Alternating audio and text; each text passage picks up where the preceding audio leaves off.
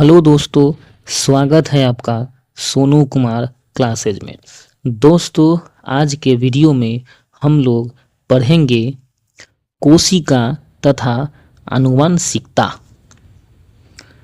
तो दोस्तों, वीडियो को शुरू करते हैं। देखिए, पहला क्वेश्चन है, कोशिका का शक्ति स्रोत होता है। ठीक है, यानी कहने का मतलब है दोस्तों कि कोशिका का शक्ति स्रोत क्या होता है। तो इसका आंसर है माइटोकॉन्ड्रिया। ठीक है, अब हम लोग व्याख्या देखते हैं। देखिए, माइटोकॉन्ड्रिया जीवाणु एवं नील हरित शैवाल के अलावा सभी सजीव पादप एवं जंतु कोशिकाओं के कोशिका द्रव्य में बिखेरे हुए कलायुक्त कोशिकांग है। दोस्तों देखिए, कहने का मतलब क्या है कि माइटोकॉन्ड्रिया जीवाणु एवं नील हरित शैवाल के अलावा सभी सजीव पादप एवं जंतु कोशिकाओं के कोशिका द्रव्य में बिखरे हुए कलायुक्त कोशिकांग है। इसे कोशिका का पावर हाउस भी कहते हैं। माइटोकॉन्ड्रिया कोशिका का शक्ति स्रोत होता है। दोस्तों, ये जो लाइन है, ये लाइन आपको बहुत ही इम्पोर्टेंट है। अक्सर बहुत सारे एग्जाम में ये प्रश्न पूछा जा चुका है कि कोशिका का पावर हाउस किसे कहा जाता है। तो दोस्तों, कोशिका का पावर हाउस जो है माइटोकॉन्ड्रिया को बोला जाता है, याद रखिए। अगला प्रश्न देखिए, निम्नलिखित में से किसकी कोशिका में कोई एंजाइम नहीं होता है। तो इसका आंसर है दोस्तों विषाणु यानी वायरस। यानी कहने का मतलब है दोस्तों कि वायरस की कोशिका में कोई भी एंजाइम नहीं होता है।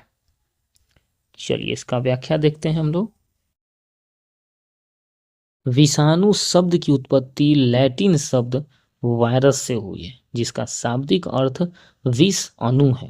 ये अकोशिकीय अति सूक्ष्म जीव है जो केवल जीवित कोशिका में ही वंश वृद्धि कर सकते हैं। रासायनिक दृष्टि से ये प्रोटीन आवरण से घिरे न्यूक्लिक अम्ल के खंड हैं। विषाणु पोषद कोशिकाओं के बाहर न तो कोई जैव क्रिया कर सकते हैं और न ही इनका द्विगुणन हो सकता है। अगला प्रश्न देखिए दोस्तों, 80% से अधिक सेल में पाया जाने वाला पदार्थ क्या होता है। तो जल। देखिए दोस्तों, यानी 80% से अधिक सेल में पाया जाने वाला पदार्थ क्या है, तो जल है। व्याख्या देखिए, जल की मात्रा कोशिका में सर्वाधिक होती है। इसकी मात्रा लगभग 80% तक होती है। अगला प्रश्न देखिए, निम्नलिखित में से क्या आम के पौधे और बंदर दोनों की कोशिकाओं में पाया जाता है। इसका आंसर है दोस्तों कोशिका झिल्ली। यानी दोस्तों कहने का मतलब है कि कोशिका झिल्ली आम के पौधे और बंदर दोनों की कोशिकाओं में पाया जाता है। इसका व्याख्या हम लोग अब देखते हैं। देखिए, उपर्युक्त प्रश्न में आम के पौधे और बंदर दोनों की कोशिकाओं में पाया जाने वाला तत्व कोशिका झिल्ली में कोशिका के सभी अवयव एक पतली झिल्ली के द्वारा घिरे रहते हैं। इसी झिल्ली को कोशिका झिल्ली कहते हैं। कोशिका झिल्ली अर्ध पारगम्य होती है। ठीक है दोस्तों। अब हम लोग आनुवंशिकता से जो है महत्वपूर्ण प्रश्नों को देखेंगे। देखिए, प्रश्न है, मेंडल के आनुवंशिकता का सिद्धांत किस पर आधारित है। इसका आंसर है दोस्तों लैंगिक जनन। ठीक है। यानी मेंडल के आनुवंशिकता का सिद्धांत किस पर आधारित है, तो लैंगिक जनन पर। इसका व्याख्या देखिए, मेंडल के आनुवंशिकता का सिद्धांत लैंगिक जनन पर आधारित है। नेक्स्ट प्रश्न, आनुवंशिकता शब्द मुख्य रूप से किसे संदर्भित करता है? इसका आंसर है दोस्तों आनुवांशिकी। चलिए व्याख्या देखिए, प्रश्नगत विकल्पों में आनुवांशिकता शब्द मुख्य रूप से आनुवांशिकी को संदर्भित करता है। जीव विज्ञान में आनुवांशिकता का अध्ययन आनुवांशिकी कहलाता है। दोस्तों जीव विज्ञान में आनुवांशिकता का अध्ययन आनुवांशिकी कहलाता है। आनुवांशिकता माता पिता से उनकी संतानों में गुणों का स्थानांतरण है। नेक्स्ट प्रश्न, निम्नलिखित में से कौन सा क्लोरोप्लास्ट का एक लक्षण है जो उसे स्व प्रतिकृति के योग बनाता है? इसका आंसर है दोस्तों ये डीएनए और आरएनए दोनों की उपस्थिति। यानी दोस्तों निम्नलिखित में से कौन सा क्लोरोप्लास्ट का एक लक्षण है जो उसे स्व प्रतिकृति के योग बनाता है? तो डीएनए और आरएनए दोनों की उपस्थिति। यानी कहने का मतलब है दोस्तों कि पौधे में, ठीक है, यानी पौधे के पत्तियों में जो है क्या होता है, क्लोरोप्लास्ट होता है। और क्लोरोप्लास्ट में उसका विशेषता क्या है कि उसमें डीएनए और आरएनए दोनों उपस्थित होता है, और यही कारण जो है प्रकाश संश्लेषण की क्रिया हो पाता है। चलिए अगला प्रश्न, अब इसका व्याख्या है दोस्तों, डीएनए और आरएनए दोनों की उपस्थिति क्लोरोप्लास्ट का एक लक्षण है जो उसे स्व प्रतिकृति के योग बनाता है। विदित हो कि क्लोरोप्लास्ट सभी हरे पादप कोशिकाओं के कोशिका द्रव में पाए जाते हैं। इनकी संख्या 1 से 1008 तक हो सकती है। यह एक दोहरी झिल्ली वाली संरचना है। चलिए अगला प्रश्न, डीएनए की खोज किसने की? ऑप्शन है दोस्तों जेम्स वाटसन एवं फ्रांसिस क्रिक, बी में है ग्रेगर मेंडल, सी में है जोहान सर और डी में है हरगोविंद खुराना। ठीक है, इसमें से कौन किया? तो इसका व्याख्या देखिए दोस्तों, देखिए यह एक गलत धारणा है कि doctor James Watson, doctor Francis Crick, MHF Wilkins तथा फ्रैंकलिन नामक वैज्ञानिकों ने डीएनए की खोज की थी। ठीक है दोस्तों, देखिए कहने का क्या मतलब है कि यह एक गलत धारणा है कि doctor James Watson, doctor Francis Crick, MHF Wilkins तथा फ्रैंकलिन नामक वैज्ञानिकों ने डीएनए की खोज की थी।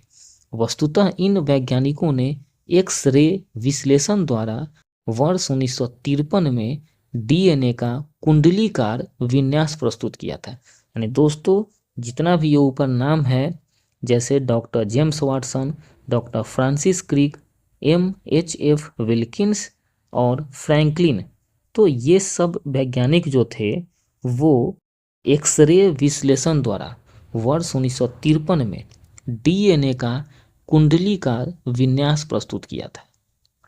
वास्तव में डीएनए की पहचान सर्वप्रथम वर्ष 1869 में स्विस रसायन शास्त्री फ्रेडरिक मिस्चर ने की थी। याद रखिएगा दोस्तों, डीएनए की पहचान सर्वप्रथम वर्ष 1869 में स्विस रसायन शास्त्री फ्रेडरिक मिस्चर ने की थी।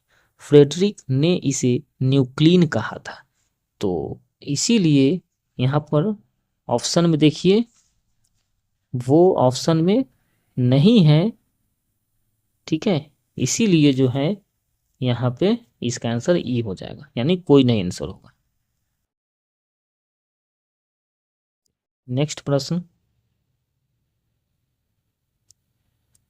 जीव कोशिकाओं में आनुवांशिक लक्षणों के नियंत्रण में निम्नलिखित में से कौन सा उत्तरदायी है?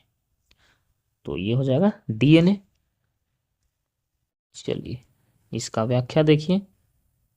जीव कोशिकाओं में आनुवांशिक लक्षणों के नियंत्रण में डीएनए उत्तरदायी होता है। नेक्स्ट प्रश्न, एक पीढ़ी से दूसरी पीढ़ी में वंशागति के अध्ययन को क्या कहते हैं? आंसर है आनुवांशिकी। चलिए इसका व्याख्या देखिए। एक पीढ़ी से दूसरी पीढ़ी में वंशागति के अध्ययन को आनुवांशिकी कहते हैं। आनुवांशिकी जीव विज्ञान की वह शाखा है जिसके अंतर्गत आनुवांशिकता एवं जीवों की विभिन्नताओं का अध्ययन किया जाता है। नेक्स्ट प्रश्न, डीएनए को किसने अंतःपात्र में बनाया? आंसर है दोस्तों आर्थर कोर्नबर्ग। ठीक है, यानी आर्थर कोर्नबर्ग ने डीएनए को अंतःपात्र में बनाया। इसका व्याख्या देखिए। आर्थर कोर्नबर्ग ने सर्वप्रथम डीएनए को अंतःपात्र में बनाया। अगला प्रश्न, डीएनए डबल हेलिक्स संरचना की खोज किसके द्वारा की गई थी? आंसर है दोस्तों बी जेम्स वाटसन और फ्रांसिस क्रिक के द्वारा। इसका व्याख्या देखिए जेम्स वाटसन और फ्रांसिस क्रिक ने डीएनए के डबल हेलिक्स यानी कुंडलीकार विन्यास की खोज की थी। ठीक है दोस्तों, जेम्स वाटसन और फ्रांसिस क्रिक ने डीएनए के डबल हेलिक्स यानी कुंडलीकार विन्यास की खोज की थी। इस खोज के लिए वर्ष 1961 में जेम्स वाटसन और फ्रांसिस क्रिक तथा मॉरिस विल्किंस को मेडिसिन का नोबेल पुरस्कार प्रदान किया गया।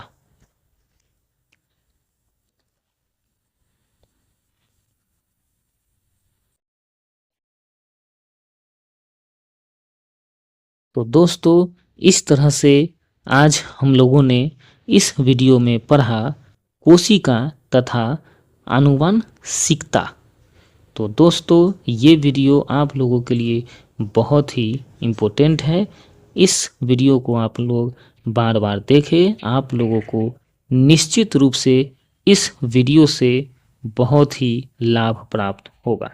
तो दोस्तों अपना सपोर्ट इस वीडियो के साथ बनाकर रखें। मिलते हैं फिर अगले वीडियो में, तब तक के लिए धन्यवाद।